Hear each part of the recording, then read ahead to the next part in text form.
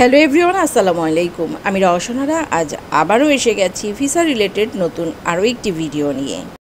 আজ জানাবো কানাডার ইমিগ্রেশন, রিফিউজিস এবং সিটিজেনশিপ বা আইআরসিসি ভিজিটর ভিসা প্রধান নীতিতে বড় ধরনের যে পরিবর্তন এনেছে সেটা। আগের তুলনায় এবার 2025 সালে মাল্টিপল এন্ট্রি ভিসা স্বয়ংক্রিয়ভাবে অনুমোদিত হবে না। এর পরিবর্তে আবেদনকারীর প্রয়োজন এবং ব্যক্তিগত পরিস্থিতির উপর ভিত্তি করে ভিসা প্রদান করা হবে। এই পরিবর্তনের উদ্দেশ্য হলো আরও সুনির্দিষ্ট এবং কাস্টমাইজ নীতিমালা তৈরি করা, যা ভ্রমণকারীর উদ্দেশ্য এবং আর্থিক পরিস্থিতির সাথে সামঞ্জস্যপূর্ণ হবে। আমরা সবাই কিন্তু জানি কানাডার মাল্টিপল এন্ট্রি ভিসা সাধারণত একটি নির্দিষ্ট সময়ের জন্য প্রযোজ্য থাকে এবং এই ভিসা থাকলে একজন ভ্রমণকারী সেই সময়ে একাধিকবার কানাডায় প্রবেশ করতে পারেন। এটি সাধারণত 10 বছর পর্যন্ত বৈধ থাকে অথবা পাসপোর্ট বা বায়োমেট্রিক তথ্যের মেয়াদ শেষ হওয়ার পর্যন্ত কার্যকর থাকে।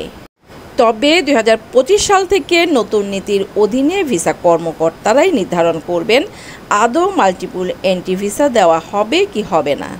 2025 সালের আগে যে নিয়ম ছিল সেই নিয়ম অনুযায়ী যদি একজন ভ্রমণকারী ভিসা অনুমোদিত হতো তবে তা স্বয়ংক্রিয়ভাবে মাল্টিপল এন্ট্রি হিসেবে অনুমোদিত হতো।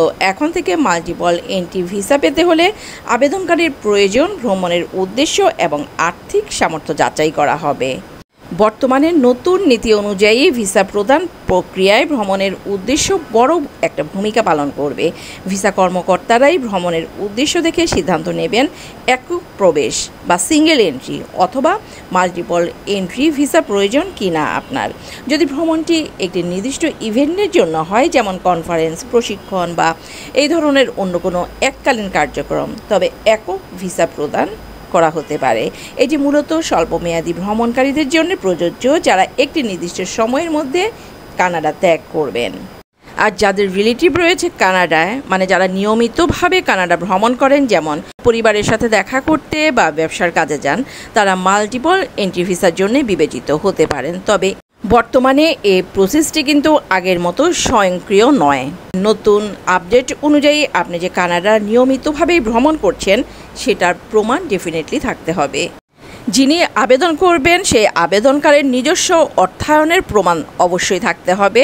এর মানে হলো আপনি যে বারবার কানাডা যাচ্ছেন সেই ক্ষেত্রে আপনার প্রয়োজনীয় আর্থিক যে সামর্থ্য আছে সেটার একটা প্রমাণ অবশ্যই লাগবে। আপনার নিজস্ব টাকাতেই আপনি বারবার কানাডা ভ্রমণ করছেন।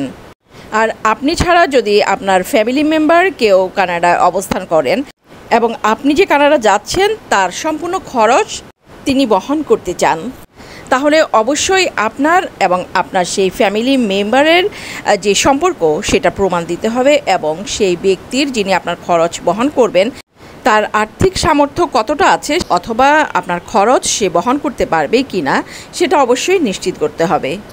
যেহেতু নতুন নিয়ম অনুযায়ী আর্থিক স্থিতিশীলতা ভিসা অনুমোদনে গুরুত্বপূর্ণ ভূমিকা পালন করবে, আবেদনকারীর আর্থিক স্থিতি নিশ্চিত করার জন্য কিছু নির্দিষ্ট প্রয়োজনীয়তা অবশ্যই পূরণ করতে হবে। আর যারা কানাডা যাবেন বিজনেস করার জন্যে, বিজনেসের উদ্দেশ্যে, সেই ক্ষেত্রে নিয়োগকর্তার কাছ থেকে ভ্রমণের উদ্দেশ্য কী এবং অর্থায়নের প্রমাণ হিসেবে একটি ডকুমেন্টস লাগবে। এই সব কিছু ছাড়াও 2025 সালের নতুন আপডেট অনুযায়ী কানাডায় যারা যেতে চাচ্ছেন তাদের ক্ষেত্রে অতিরিক্ত আরও কিছু বিষয় বিবেচনা করা হয় যা ভিসা পেতে কিন্তু অবশ্যই সাহায্য করে।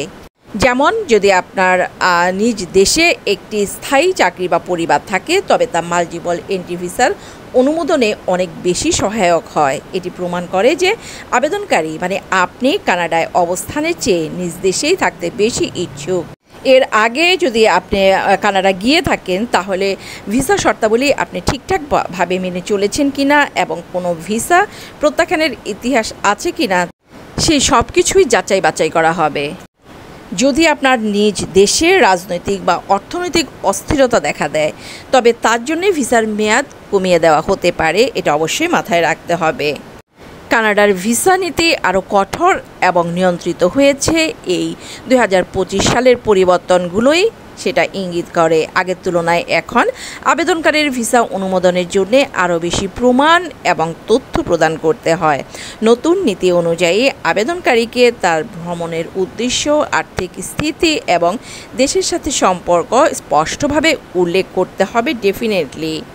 শুধু কানাডা নয়, আপনি যদি যে কোনো দেশেই যেতে চান, ভিসা নীতি যদি ঠিকঠাকভাবে অনুসরণ করে থাকেন বা ঠিকঠাক মতো আপনার জানা থাকে সব কিছু, সেই ক্ষেত্রে আপনি একটা দেশে যেতে বা সেই দেশের ভিসা পেতে কিন্তু কোনো সমস্যার সম্মুখীন হবেন না আশা করছি। ভালো থাকবেন সবাই, আল্লাহ হাফেজ।